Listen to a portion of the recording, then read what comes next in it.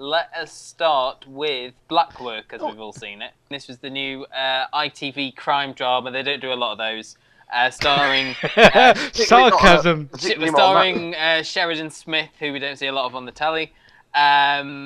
Written by not Michael Crompton this time, but by Matt Charman, same initials. Yeah, sounds the same. Who wrote Arzu. This stars Sheridan as a WPC who is married to a police detective who, quite early on, dies. She learns that he was on an undercover mission that she wasn't aware of, and then it's like, who's the man I married? Did I know him? Blah, blah, blah. Then it goes into the last 10 minutes where she sort of takes the case into her own hands and goes all private detective. And I and Luke as well, obviously, we both thought that this was very rushed. Now, the eternal question is, Gary, did you get through all this? Yes. I did. Hey! He lied to me for 2 whole years. I didn't even know who he was. I want to know who I was married to. You shouldn't be eating or sleeping until you found out how my husband died. Just know what he was doing, Joe. Get your head straight. I don't understand.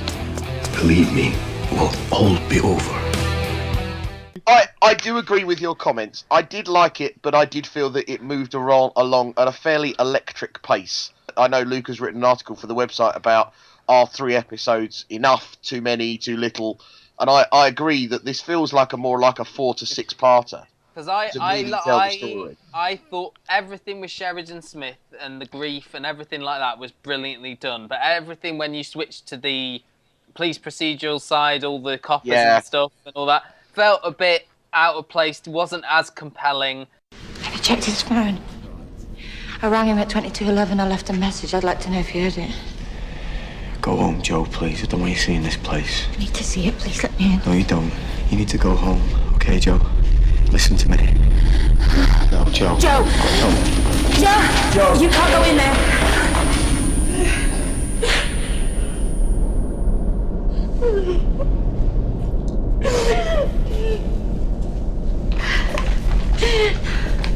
What was he doing here?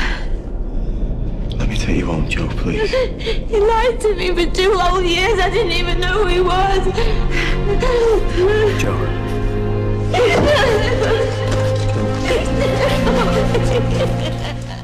And then it suddenly sped up as soon as she found out about the tapes and her car The being tapes bugged. thing was just weird. And it's just That like was just after weird. that, it just like someone pressed fast forward on obviously on the tapes, and and then she ends up being hit on the head in a cottage somewhere. Well, we've all, how you want to spend your weekend is fine by me. I'm not gonna lie. Obviously, the point of this first episode was that the husband dies, but all we had of the husband that was soon to be deaded was a really peculiar scene where Sheridan and him looked like they couldn't stand the sight of one another. That's what they were going for, wasn't it? And that's why she was having an affair with Matthew McNulty. But exactly. And then the next second he's dead. So how are we supposed to feel Do you think the undercover mission he's on was Vera? Because she's in that. I do reckon it is Vera.